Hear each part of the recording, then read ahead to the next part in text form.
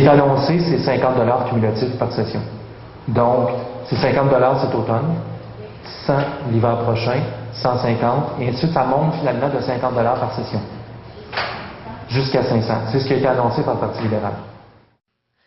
Un peu partout à travers le monde, ces temps-ci, des voix sont en train de se lever, des voix qui réclament un monde plus juste, un monde plus égalitaire.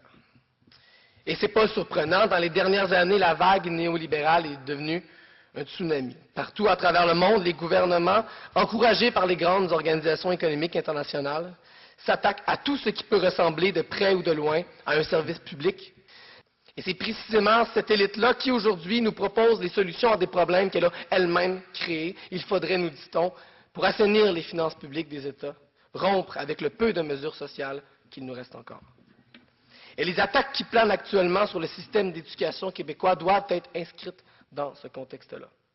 Au printemps dernier, prétextant lui aussi l'état des finances publiques du Québec, le gouvernement libéral de Jean Charest annonçait une hausse des frais de scolarité universitaire de 75 %.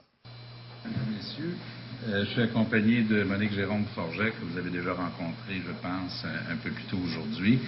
Et évidemment, c'est l'occasion de commenter aujourd'hui les résultats annuels de la Caisse de dépôt et de placement du Québec pour l'année 2008. Des résultats, il faut le dire, qui sont décevants. Une augmentation de 1 625 $ par année en moyenne pour fréquenter une université québécoise. Une hausse qui, rappelons-le, s'ajoute à la hausse qui est présentement en cours, ce qui fait que depuis l'arrivée au pouvoir de ce gouvernement-là, les frais de scolarité universitaires auront doublé. Évidemment, pendant ce temps-là, mon salaire n'a pas doublé, je ne sais pas pour le vôtre, et les prêts et bourses non plus n'ont pas doublé.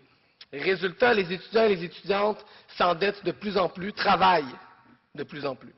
Pour certains, le choix devient cruel, s'endetter lourdement ou simplement abandonner les études.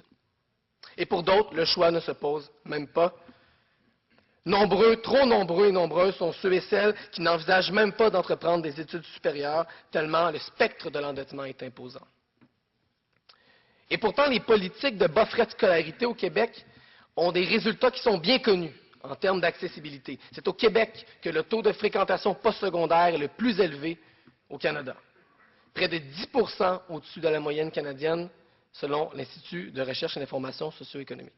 L'éducation, si on continue comme ça va devenir une marchandise, alors que c'est des siècles et des siècles d'accumulation de connaissances qui deviendraient comme gardées dans des universités pour l'élite, pour ceux qui ont le moyen de se payer. Qu'on dise que c'est faire sa juste part, je trouve que c'est vraiment rire du monde, ça n'a aucun bon sens. Les étudiants font déjà leur juste part quand ils étudient.